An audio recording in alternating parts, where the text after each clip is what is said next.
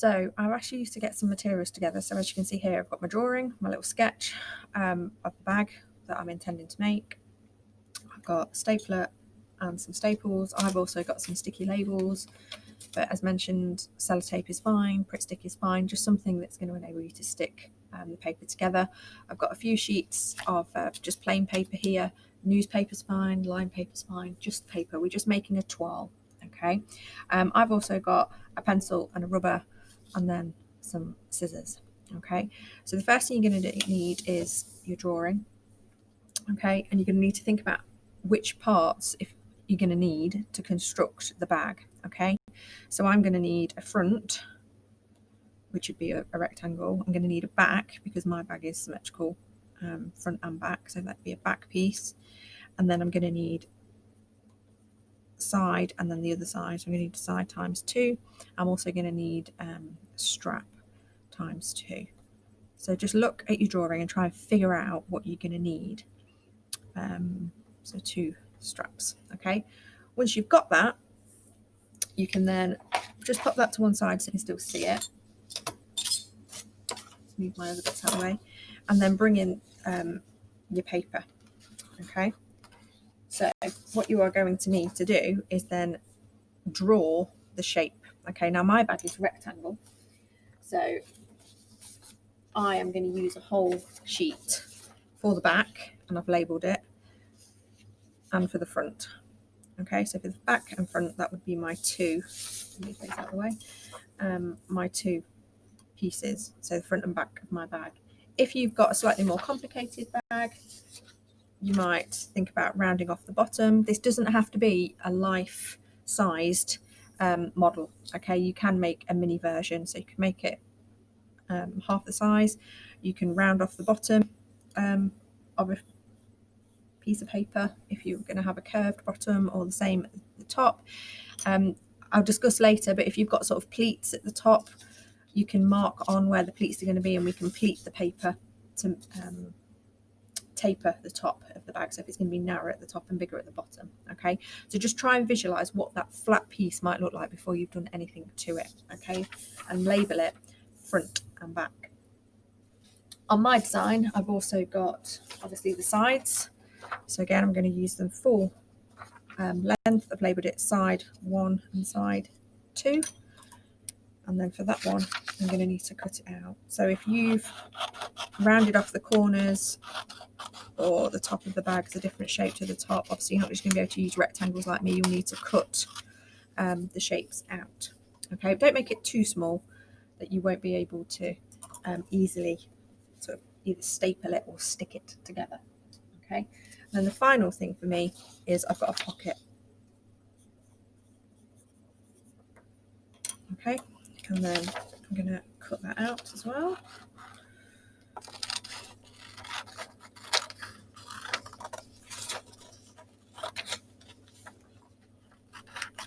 So it is only a model, or a toile as we call it, but try to be as neat as you can. I know we're working with paper and not fabric, so it's not quite as flexible. It's not going to drape as much, it's a bit stiffer.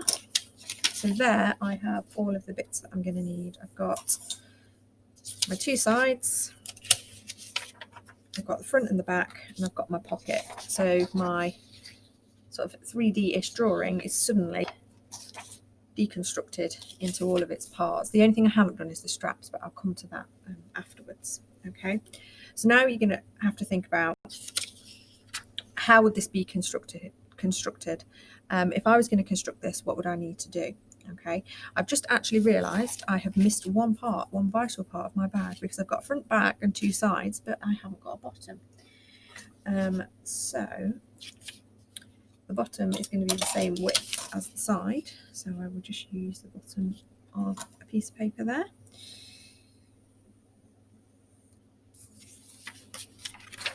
Cut that bit off. So as you go along, you might realise, like I just did, that you've missed a bit. That's fine, you can just add it in as you go. So that'll be the base. Okay, so now I actually do have all of the bits for my bag. Okay, so now we're going to construct it. So you've got to think to yourself, if I was going to make this, how would I physically do it? Okay, so what's going to be the best way of sewing everything together? Would it be to sew everything to the base first and then do the side seams, or am I going to create the side seams of the bag and join the back and the sides together first and then try and put the base in? Okay, so this is just a case of having a go. So we are going to construct it. Obviously we're not sewing it, but we're going to think about how we're going to join it together. Okay, so I think what I'm thinking that I would do is I would start off by getting all of these pieces joined together. Okay, so the front, the back and the sides. So this is where your sellotape or whatever you've got, Pritt stick, would come into play. Okay, so if you're going to staple, you need to make sure obviously that you've got staples in your stapler, which I have.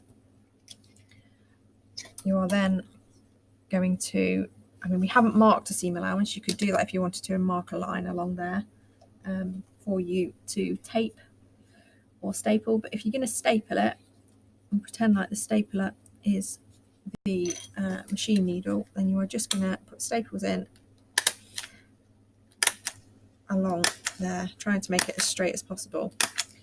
Now, if you're not using a stapler and you're going to use sellotape, then I'll show you what you need to do. Okay, but essentially that is what the sewing machine would do. And now I've got my side joined to my back piece. Okay, obviously that would then fold round that way, so I would end up with the back and the side. Yeah, hopefully that makes sense. So if you're using tape, you can do a similar thing. Okay, you can mark it on there. I haven't got tape, I've just got these white sticky labels, so I'm going to go with those. Tape might be easier because you can obviously tape the whole thing at once. I'm just going to pop a couple of these on. So I haven't marked it, but you could do. Can you see that? Move it off a bit. So I'm just going to use a similar sort of 0.5 centimetre to 1 centimetre seam allowance on here. Okay, and then I'm going to stick the sticky label on, and then I'm just going to lift it up and fold it over. So it'll be the same with the sellotape. Okay, now the only difference to the staples is obviously it's not fixed there at 0.5 centimetre. It's when it folds back, it's going to fold right on the edge. It's not such a problem, but there is a way around it, and I'll show you that in a sec. So staples are probably the easiest option, but it is possible to use other things. If you're doing Pritt stick, then lay one on top of the other and just glue it down. You're just obviously going to need to give it a minute or two just to stick. Or hold it in place. If you've got any paper clips, they'd be pretty good as well, actually, just holding it in place whilst you are gluing bits together. There we go. Third one. Stick that on there. Fold it round. Okay. Now when I fold this back, I'm going to fold it back, but I'm not going to fold it all the way back. I am going to try and fold it on that line. That dashed line that I drew on the opposite side there. Okay, so try to fold it as close as you can. It's not perfect, but again, it's only a model. And then what you can do is once you've folded it back like that, you can then just put a bit more tape. If you're using Pritt stick, you could just overlap it slightly. Okay, so I've got my two sides attached using different methods, but if I then fold this forward on that join, so it does make it a little bit thicker because there's tape and stuff on here. I now have, if you can see, two sides to my bag. And that one forward as well. Two sides to my bag and a back, sorry. So now I need to attach the front. Okay, so I think just for ease and for speed, I'm going to revert back to staples. Okay, but notice when I'm attaching them, I'm using the labelled side as if that was the front of the fabric. So when you attach the two together, you put the right side of the fabric to the right side of the fabric. So I'm still thinking about things that we would think about if we were working with fabric.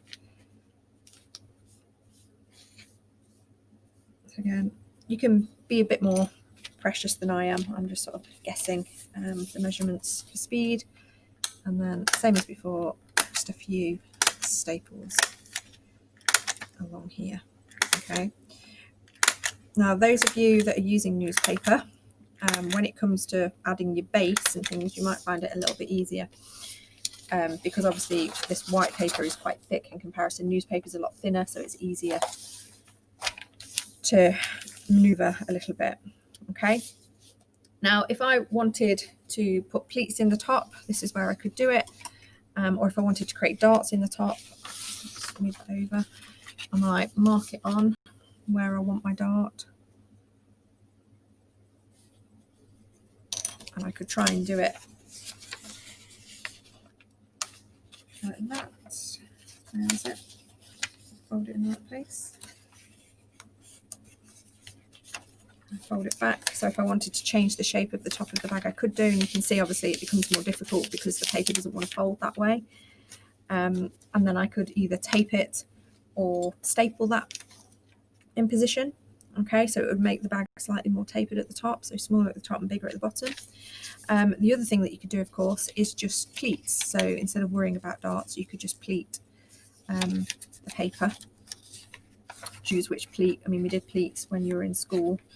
You could put some pleats across the top, choose which type of pleat. Again, you're going to struggle with paper not wanting to fold because it doesn't act the same as fabric. That's where newspaper would be easier. But you could pleat it, and again, it starts to change the shape of the top. Okay, so have a little play around. I'm going to leave mine flat just so I can move on. Now, the next thing I'm going to need to attach is the base. So again, I've placed the labelled side to the labelled side. Draw my seam allowance, bring the stapler in.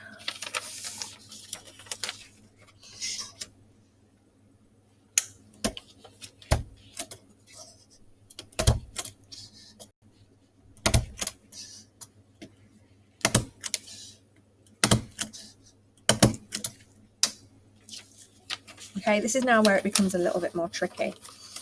So the base is actually going to be attached and the bag will be inside out. Okay, so I'll be able to see all of the joins. But from my point of view, that's the bit that I'm interested in for now, because I'm not going to put any patterns or anything. I just want to purely see how would I construct this bag. So I'm going to fold the side over a bit to then match the base, so it starts to become a little bit more awkward. Again, newspaper might be the easy option. You might get covered in newsprint. It should. Again, you can use tape for this. And then you start to get a more 3D shape. So that's actually sticking up now. And then go all the way around. So bring this over. I'm aware that this just looks like a lot of flopping paper on your screens. Sorry, guys. Bear with me. So fold it round.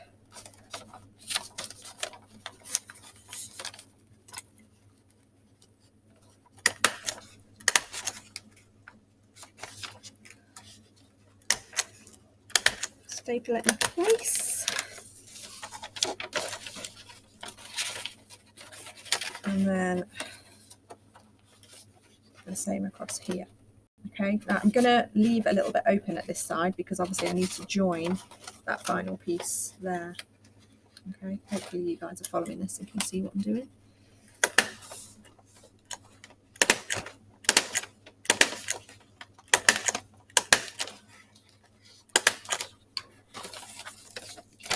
So if you can see the base, you can see I've got quite a rectangular bag going on now.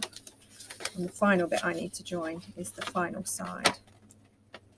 So if this was being made in fabric, it would currently be inside out and I'd be able to see all of the sewing. So because I left that little bit there from the base, I can now easily match up that final side. Should have marked my seam allowance on before I got to this point, but hey ho, we'll carry on.